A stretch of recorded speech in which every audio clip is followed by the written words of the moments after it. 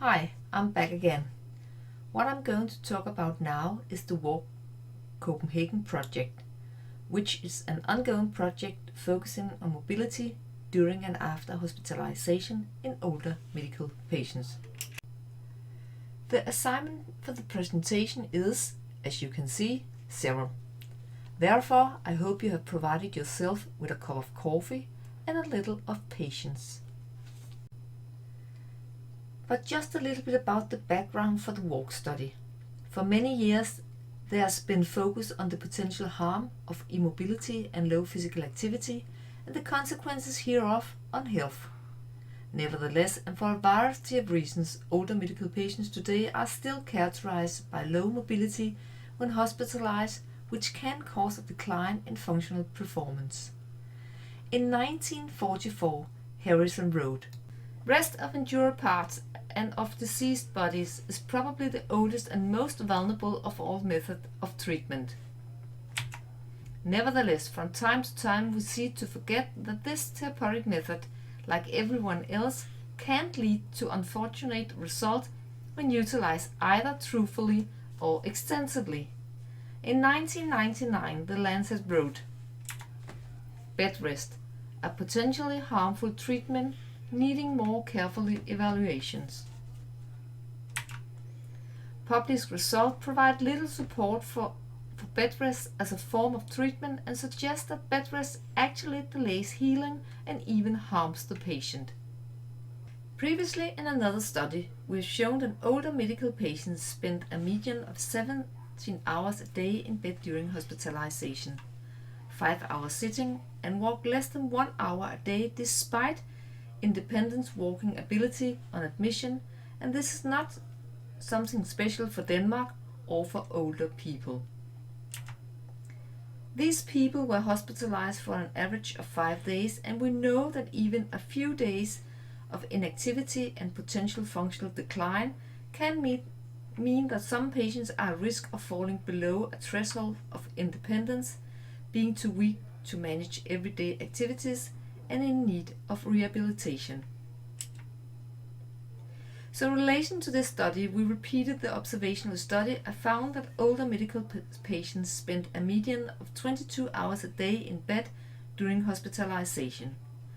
So intervention to improve mobility during hospitalizations are therefore important. So that is why we focus on getting the older medical patients out of bed. The overall aim of the WALK project is to increase 24 hours mobility in number of steps during and after hospitalization.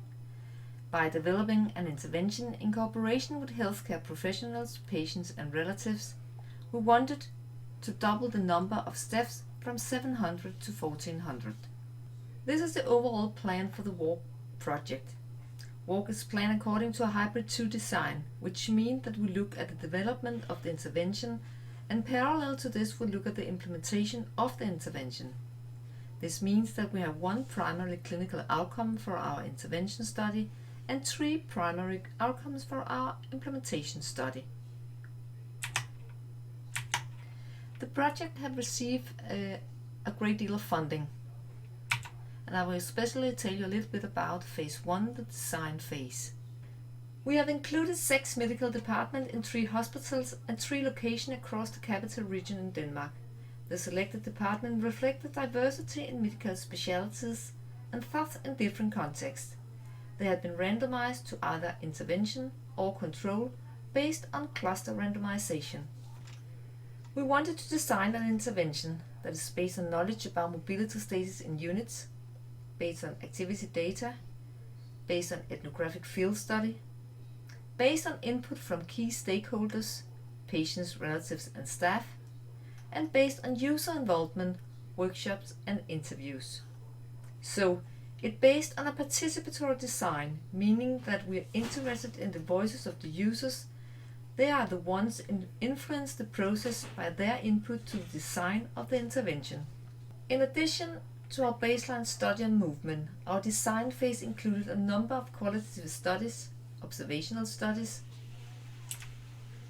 workshops and barrier screening via interview, which were added along the way. A little bit about the observational study. It was conducted as an ethnographic field study. We were present in each department for up to 14 days, approximately 4 hours at a time, divided between day and evening shift. We follow 61 different healthcare professionals, physiotherapists, registered nurses and nursing assistants, and also 18 physicians in their rounds, conferences and board meetings. We performed the observations in combinations with go-along interviews, and went back after each observation day and expanded on our field notes to provide more details. In total, 210 pages of field notes were produced. The material was read repeatedly by several researchers and a content analysis was performed. This is an overview of the overall themes. Data analysis showed that mobility of patient is caught in a network of contextual factors that can be described in these 5 main themes.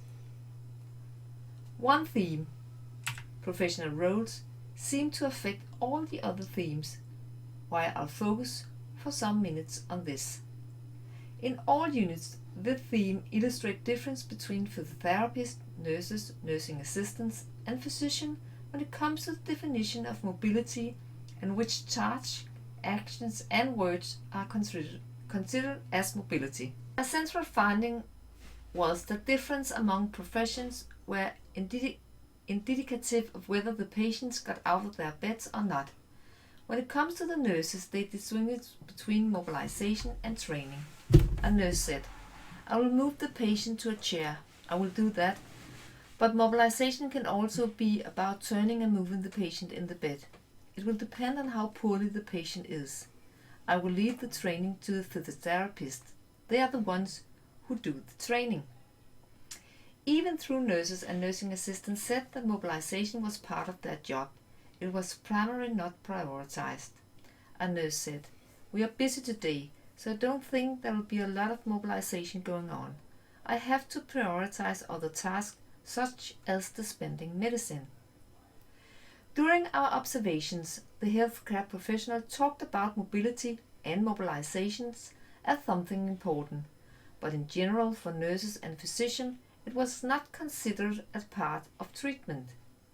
However, if these nurses and physicians had experience from neurology or geriatric, mobility or mobilization was prioritized, and especially nursing assistants from these specialties were very successful in getting the patients out of bed.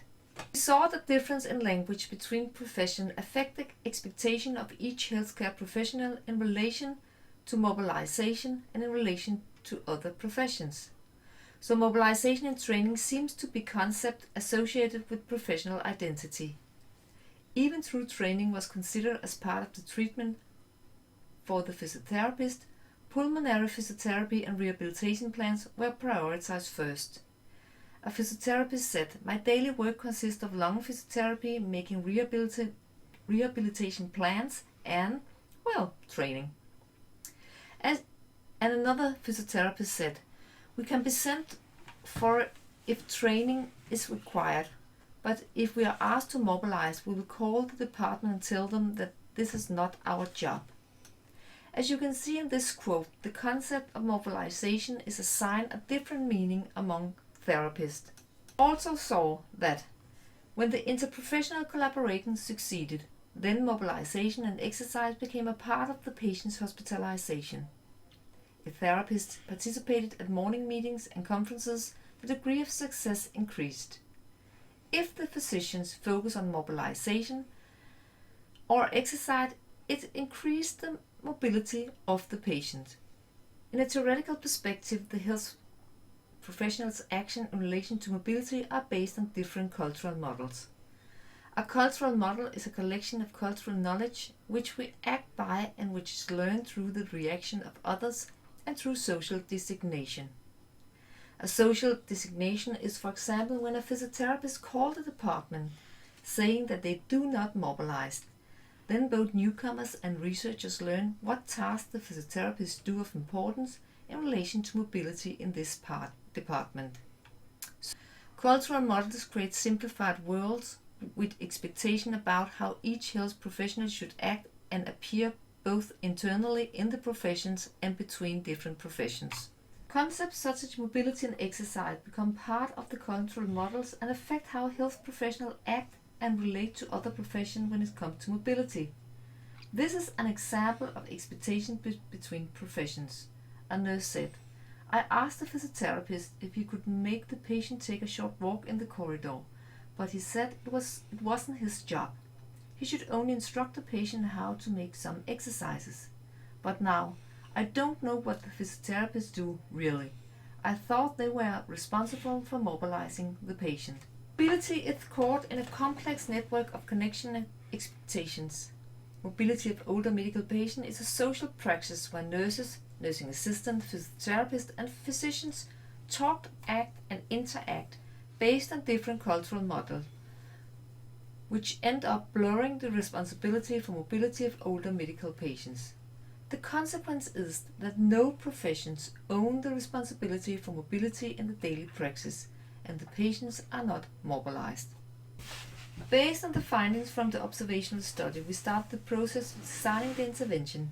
We know from implementation science that inviting key stakeholders to participate in the design process enhances the chance of successful implementation. So we planned a series of workshops with patients, relatives, and health professionals, in which we presented our data and asked them to come up with suggestions for what could get older medical patients out walking. The aim was to design a prototype intervention. All suggestions were scored according to time, money, rules and regulation, etc. And after the last workshop, we ended up with a suggestion for a prototype intervention. We had not been able to get a lot of physicians to participate in the workshops, while we carried out a series of barrier screening interviews to ensure that we did not miss out on what was important to the physician.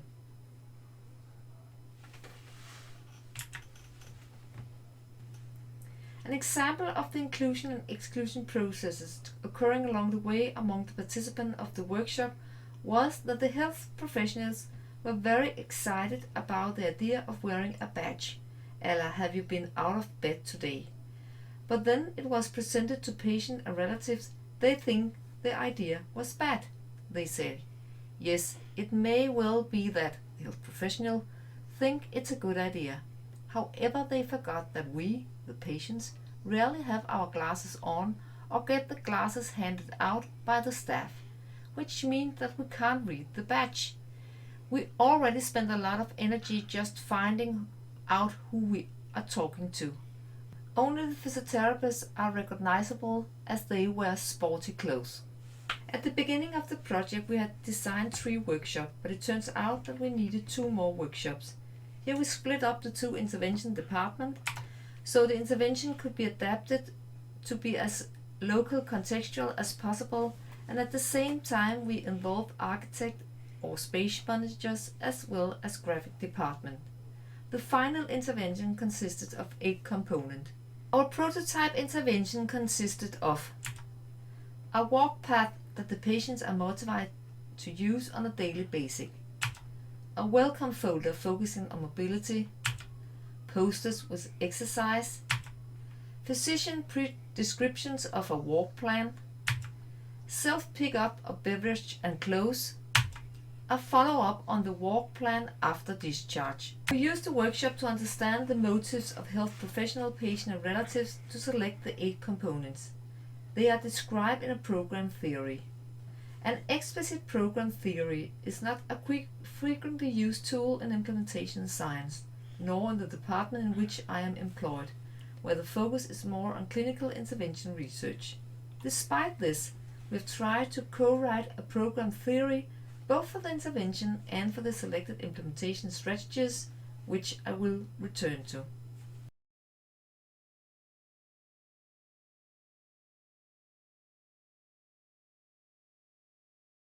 On the implementation track, we planned the last 2 workshops so they also include time to work on implementation plans, choice of strategies, and facilitator and barriers.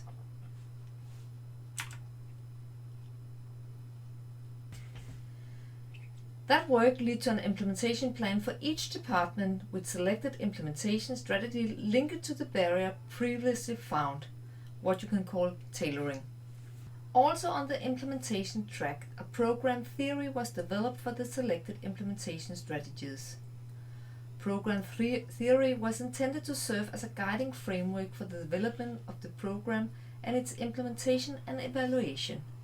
Constructing a plausible program theory provides clarity regarding what activities are believed to produce certain outcomes and what mechanisms are expected to produce these outcomes. It is important with a transparent analytical process to avoid preconceived notions or taking for granted assumptions about the addressed problems or how and why a program would solve or reduce this problem. An implementation program theory typically is more context-specific than a program theory for a clinical intervention, because the context in which implementation occurs is usually expected to be important. The iterative process had proceeded as you can see here, wherein the data from the initial observation studies have been consistent and implementation had been considered from the start of the intervention study. We then conducted a fidelity study focusing on both the intervention and implementation. The purpose of the fidelity study was to investigate the extent to which the intervention was implemented as described, and 2. To investigate the extent to which the implementation strategies were carried out as described, and 3. Based on the results of the fidelity studies, adapt the intervention and implementation so that the walk intervention is implemented as expected before starting an RCT. This is the process for the fidelity period. During this process, the health professionals demand the experience of the patient's perspectives on the intervention, which means that we decided to conduct semi-structured interviews with the patient. The aim of the interview was to uncover which component and mediating factors in the intervention the patient considered to be significant for their mobilization during their hospitalization, and to discover which barriers prevent the patient from getting out of bed. The target group is hospitalized older patients who have been assigned a walking plan, and the interview group consisted of 20 patients with an equal representation of men and women, and of patients with and without a walking aid. In addition, patients with both red, yellow and green walking plans were participated. It turned out that the patient population in the department changed as well as one of the intervention department closed. This means that we dropped the RCT study and conducted a cohort study. This was done via observation twice a month in one intervention department. At present, we are conducting an adoption study, which is done through observations and final interview with implementation champions, managers and staff. Data is didactically analyzed based on Rogers' theory of diffusion of innovations. This complex project had created a number of paradoxes along the way, such as the degree of involvement, the design, the guidance facilitating from the researcher's role, an RCT, a quantitative approach, the researcher's focus on the process, fidelity with observations, disturbance or not disturbance, and feasibility. If I should say a little bit more about it, it is a societal trend for users to be involved, also in research. But what considerations and preparations are done before involving users? What is the real interest from researchers about involving patients and relatives? And what does it do about the balance of power? Including what kind of knowledge is created, and how do you prepare researchers to accept the experience-based knowledge, perhaps on an equal basis with the evidence-based knowledge? Also, what does it take when implementation researchers and health science researchers normally working with RCT must work together?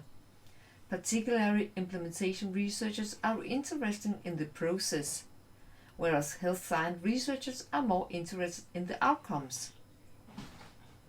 And at last, it leads to the paradox of feasibility studies that are used to prepare, adapt and prepare for an RCT. We're close to do fidelity studies with observations, but where we try to let everyday practice move on as usual.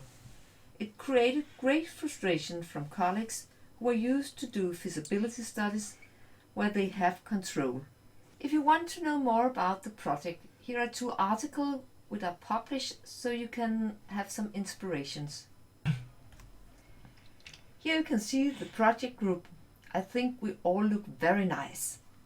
Unfortunately, I can't answer if you have any questions, but I know that Marie can help you when you have your next feedback session with her. Have a nice day. Bye bye.